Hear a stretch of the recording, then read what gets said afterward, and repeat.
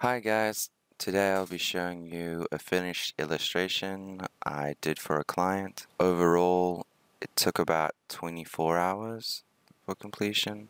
I'll be releasing this in 4 parts, so if you haven't subscribed and you don't want to miss the following sections, please subscribe. Here I'm just outlining the sketch. At this point already, I had already done thumbnails that the client had approved and also a value pass, so it was quite easy moving on to the sketch for the final line drawing.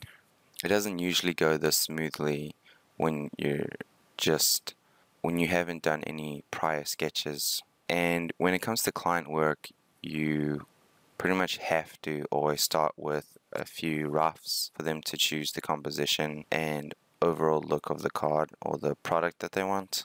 So this is very common. I didn't record the sketches, however, so maybe for future videos I'll try to record the thumbnail process as well, as I think that is a very important part in any final image process.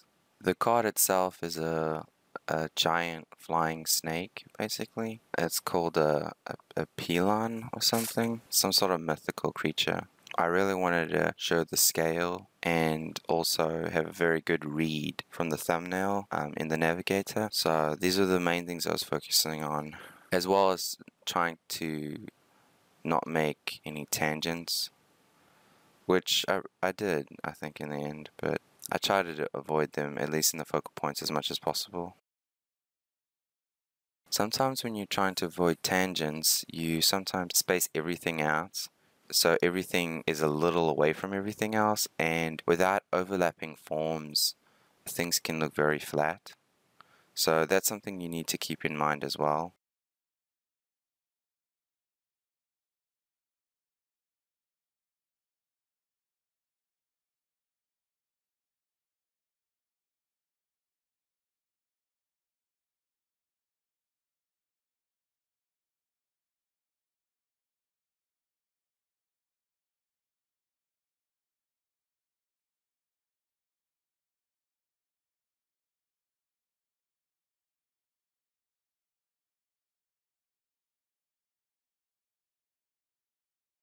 Here, I used this idea, or I'm not sure there's a technique, to get the 3D form of the snake. I used circles to help my mind's eye see the form, and it also helped me with the tapering of the snake's tail. And so that's what the circles are for. I feel they helped. There's probably a better way of doing this, but that was the only idea I had at the time, so I just rolled with it. It's always best to have a clear idea of what you're going to do in terms of like how you're going to get the form of the image or something like that, but sometimes thinking about it too much can waste a lot of time than rather just doing and fixing mistakes as you go. So yeah, this might not have been the best idea, but it was adequate. Here I'm just using the lasso tool to quickly outline the body. I didn't want to waste too much time doing fine tight lines when I could just lasso it out. As you can see, when you already have a sketch already figured out, it really speeds up the final image quite drastically, because you don't have to waste any time on changing decisions.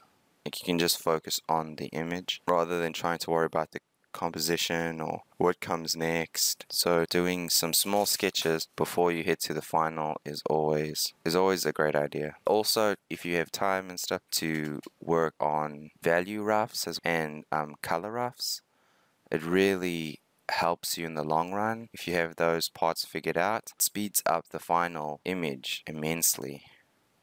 See, here's how I used the circles to give it a more 3D form and not guess too much on the angles.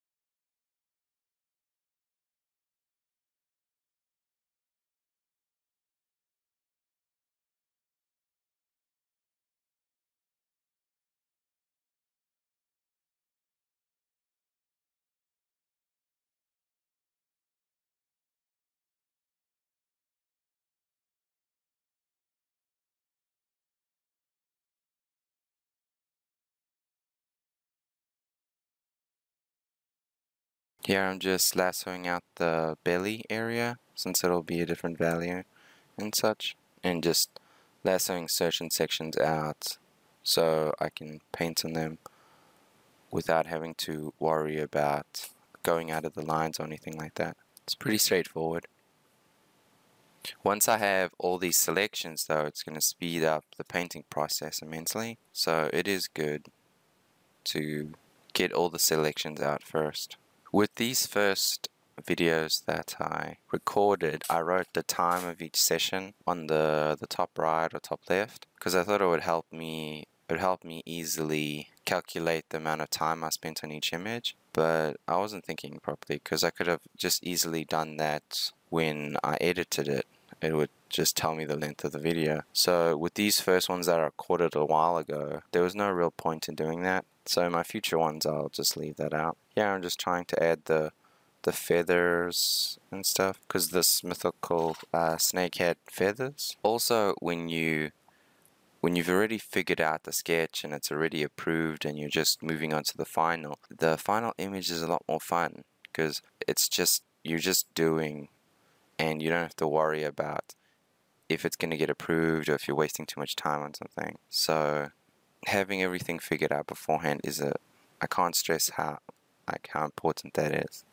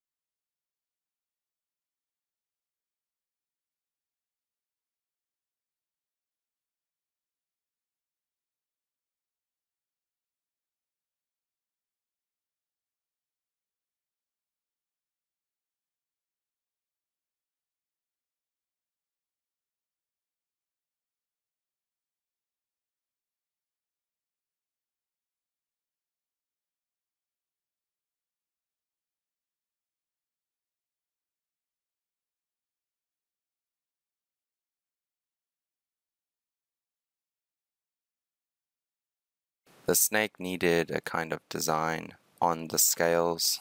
So here's where I tried to quickly do a rough idea of the design I was going to use. And I just basically guessed. Using the outer edges of the snake, I basically just guessed the size it should be. Once I used a part of it as basically like a measuring stick, I went over the top just to finalize the design, or like finalize the rough basically.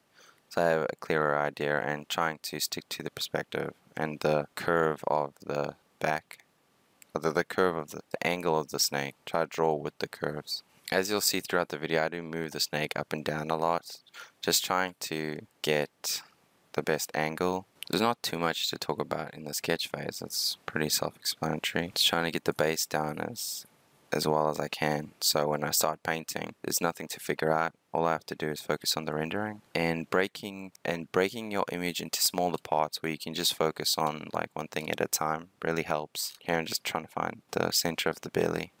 Looking back, I probably didn't need to be so thorough with the lines going back, like in the stomach, and like it took a lot of time, and I thought it helped with the form, and in a way it does, but it didn't look too good in the end, and I did waste a lot of time with this. I was having a bit of trouble, and I wanted the angle to be right, so I used the pen tool to create an arch, and then I started using the arch to draw the stomach lines instead of just drawing it freehand. I thought this would be a lot faster, and I think in the end it actually was faster, even though I took time making the arch basically.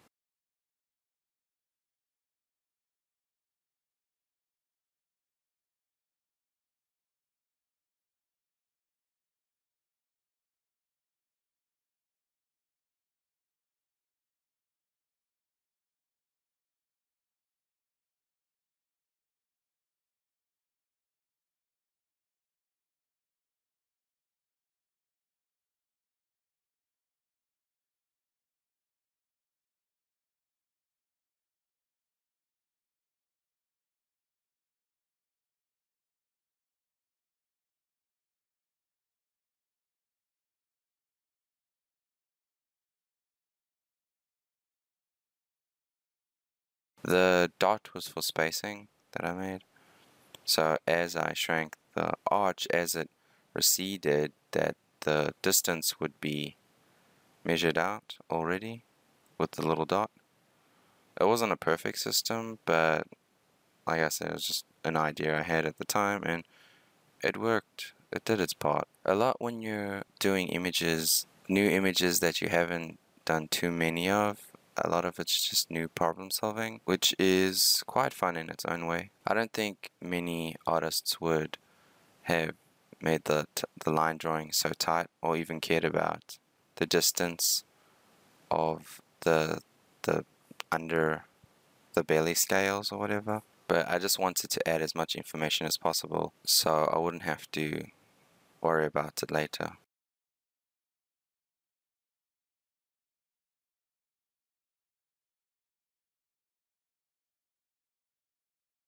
So I think the first part of this video will just be the line drawing and construction and like layer selections basically. I didn't realize I spent so long on this when I was doing it, but it pays off in the end, I feel. So as I said before, the image took about, in case I didn't say before, the image took about 24 hours. Maybe a little more, maybe a little less. Since I'm doing this in parts, I have an idea of how long it took, but I'm not 100% sure because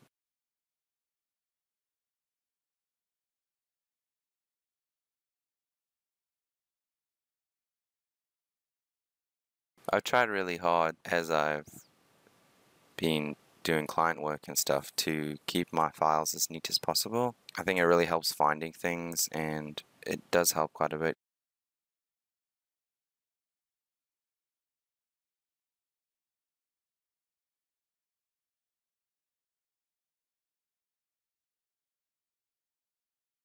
Here I'm adding the perspective lines and preparing for adding the building. Instead of drawing it out, I just use the lasso tool quickly and try to get something going that I can work from.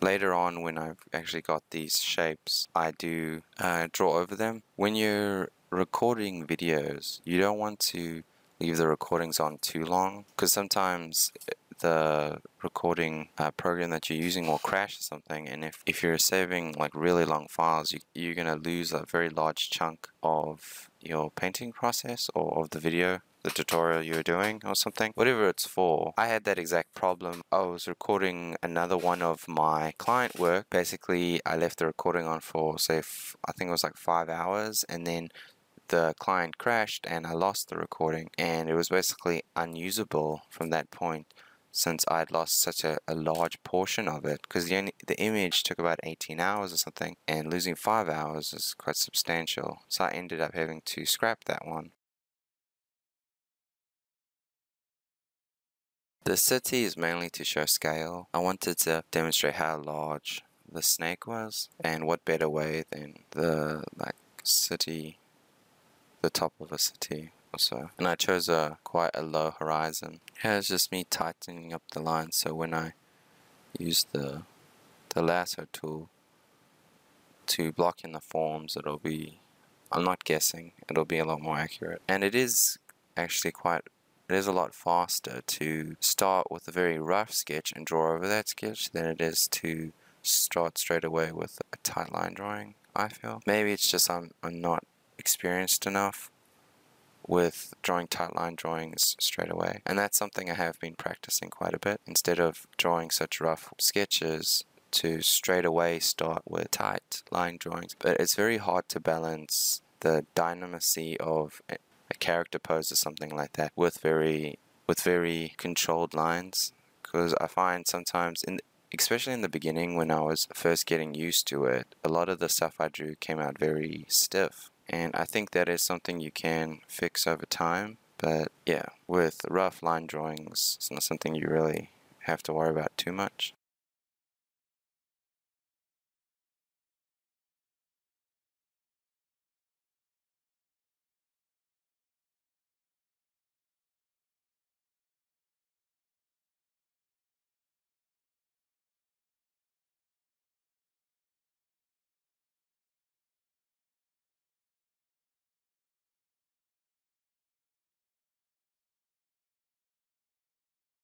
It's all about personal preference. I'm sure everyone has their own way of doing things, and that's totally fine.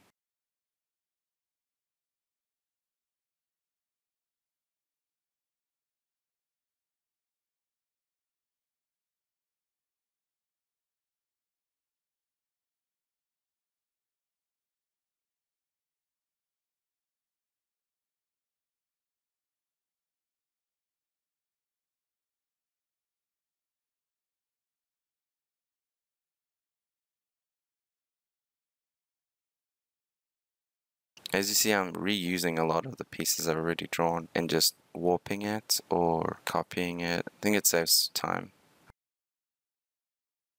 I don't think I did a very good job on the form of the buildings. I should have maybe practiced a bit more or something. It's not too much of a big deal. The buildings weren't the focus, and if I could just, I was mainly just hoping to just fudge it and give rough silhouettes or something. It was mainly just for scale.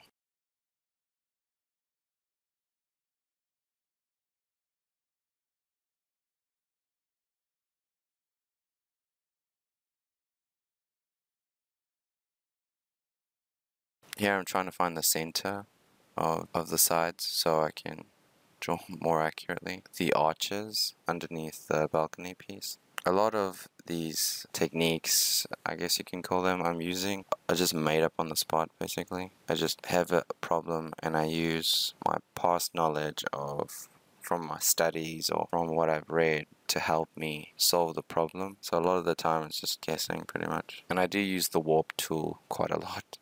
I just find it easier than redrawing the whole image. It's just easier to just warp it a little bit if you can. Sometimes things are unsalvageable, but for the most part, you can just warp it and it'll still work fine. There's not much more to say about this section. Just trying to think about the angles of the buildings while I'm drawing them out and trying to get it as accurate as possible. I don't do too many building studies or city studies, so this stuff is just a lot of the stuff is just me just fudging it.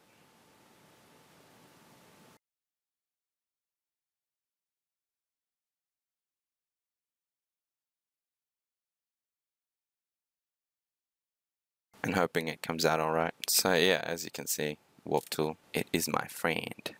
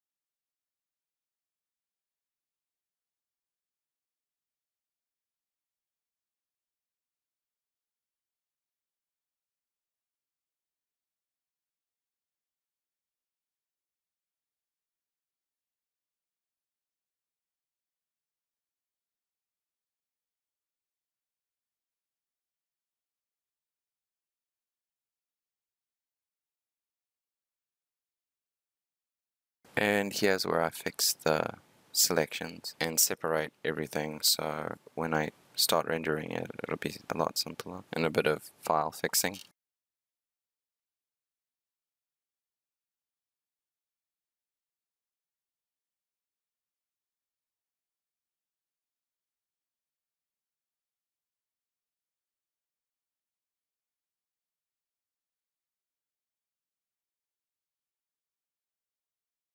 That is actually something I didn't continue with. I wanted to tilt the whole thing to give it a more dynamism, but I actually just forgot about that section. Because granted, this took 24 hours or something, but I did it over the space of a week or two. I don't really remember. It was quite a while ago. I wanted this guy to have a lot of action, but I don't want to waste too much time on it, so I just kind of fudged it a little bit. And here's finally when I start adding color. So as you can see, now that I have all the selected out, it's much easier to start adding color. Trying to figure out the lighting and trying to keep it zoomed out so I work small. It's just what I'm keeping in mind while I'm rendering it. It's much easier to work when it's all zoomed out. Well, I'd like to thank everyone for watching the first part of the video. I'll have the final 4 parts. I'll be releasing them every 2 days for the next week or so. Well, until they run out, obviously. Every 2 days for the next 6 days. So yeah, thanks for coming, and I'll see you soon. I hope through these videos of the studies and now these final images, I hope these will help out some people. If you have some questions, don't hesitate, just put them down in the comment section and I'll try to answer them when I have some free time. I usually get around to all of them.